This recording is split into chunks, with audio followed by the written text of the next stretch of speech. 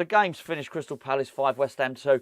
I'll get into some of the details in a minute. I've got to tell you, in the years that we've been doing Hammers Chat, there's very, very few times where I think afterwards, do you know what, I can't be asked to do a video. There's very few times where I feel that a performance, a result has sucked the life out of me. I'm either sort of really excited about a game and excited about a win, or maybe I'm annoyed because West Ham had lost. There's always something to talk about, and I actually find doing the videos sort of quite therapeutic, quite cathartic.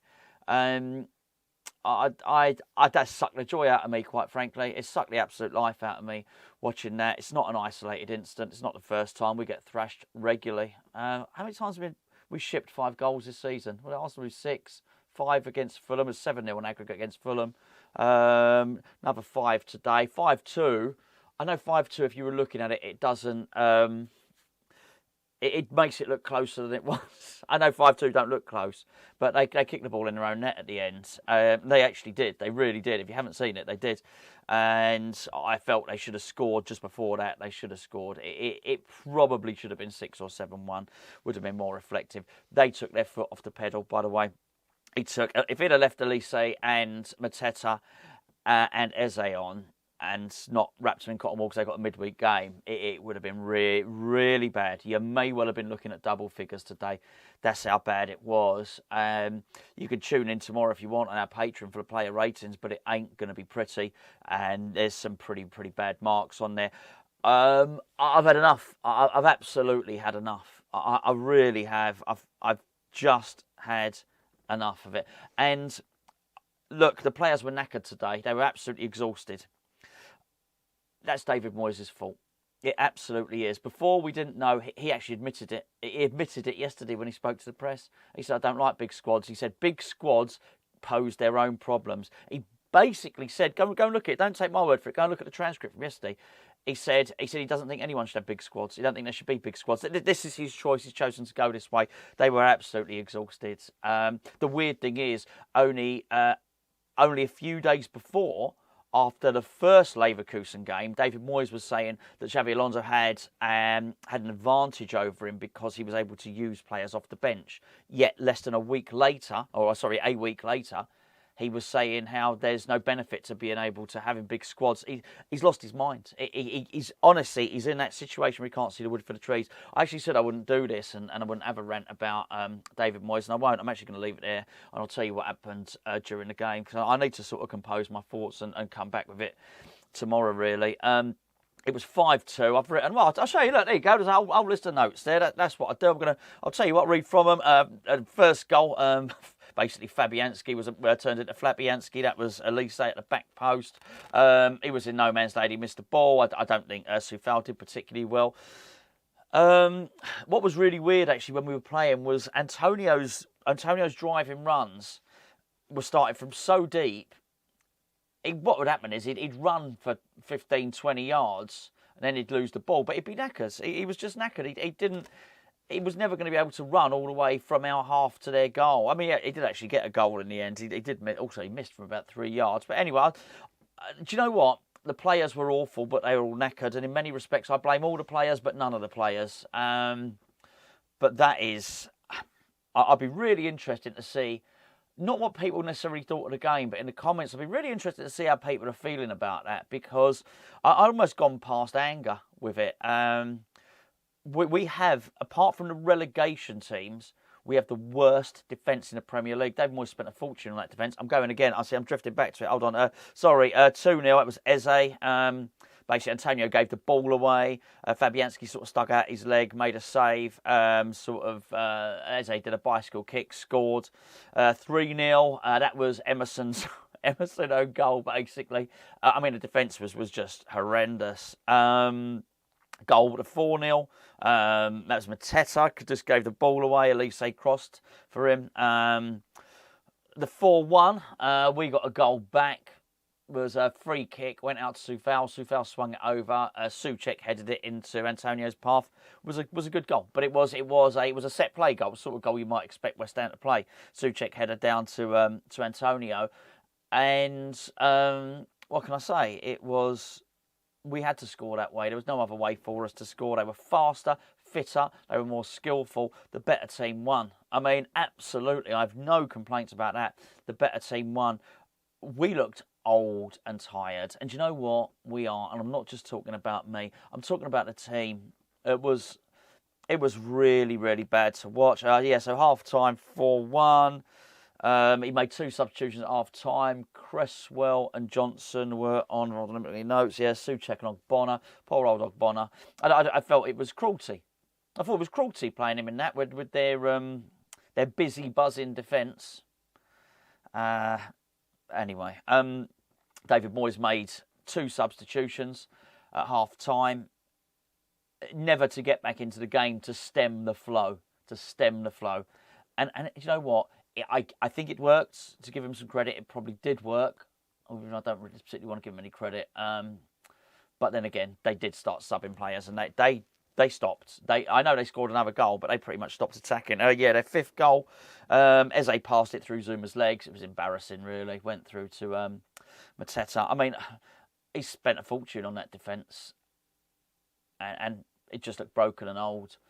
There's a massive rebuild job, an absolutely massive rebuild job to be done. I don't want to see him do it, and that's the truth of the matter. I really don't. 5-2 was an own goal. Mitchell was sort of long pass backwards. Really, the goalkeeper went to kick it and he missed the ball, but he wasn't really under pressure. It was just a massive error. You know, you'll go the whole rest of the season and not see another mistake like that, really.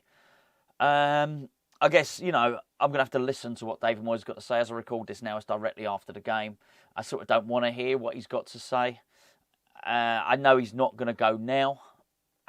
We were just going to see out time until the rest of the season. What I think is really important, we don't hear from any more of his cronies about it. I don't want to hear any more from Alan Shearer or Stuart Pearce or Alan Brazil. I don't want to hear any more. I don't want to hear any more. You know, that thing where they were saying a couple of weeks ago, on West Ham are 7th and are in Europe and all the rest of it. And just, you know, we're out of Europe. We're dropping like a stone. We're getting thrashed. There's 62 or 63 goals that we've conceded. We almost concede 2 goals every game. Seriously. He buys a centre-back every year. We just don't... So many of these games we don't contest. And even the ones we do, be it Aston Villa or be it Newcastle or anything like that, it's, you know, even when we contest it, we throw it away because he does a load of crap substitutions at half-time. I think the commentator said something like, West Ham haven't kept a clean sheet in, was it this year in the Premier League? I mean, it was 2024. Or was it 14 games in the Premier League? I don't know.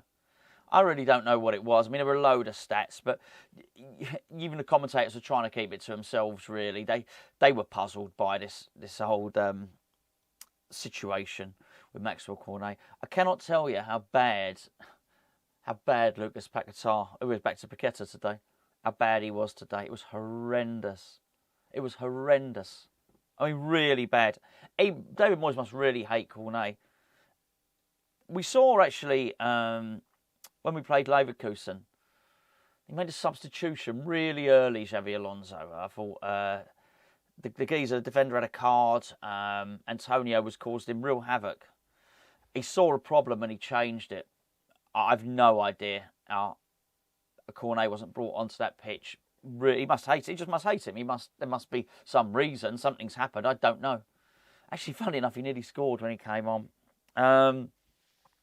I'm just sick of it all, really. I'm really sick. I'm really sick of all of it. And I think the worst thing is, you know, I sort of want David Moyes to leave with a thank you and thank you for everything you've done. But the longer it continues, the harder it is, you know, because that what should be gratitude sort of turns into resentment. So I'm only speaking for myself here. That's why I said I'd be interested to know how you feel about it, really, because it's embarrassing. That's embarrassing. We were totally and utterly outclassed. He wants to be in Europe, but then he complains about being in Europe and the fixture congestion. Complained about how many more games we played in Fulham, which was bizarre, bizarre part of his rant, actually.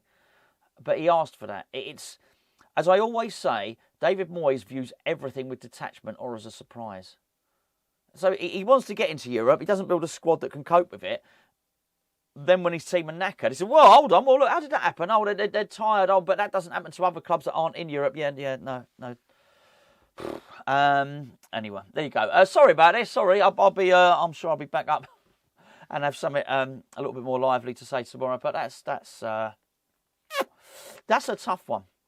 That is a really, really, really tough one. And just absolutely humiliating, really. And fair play to the fans. Fair play to the fans for singing as much as they did, because that's not an easy watch to go and see that. It's really not.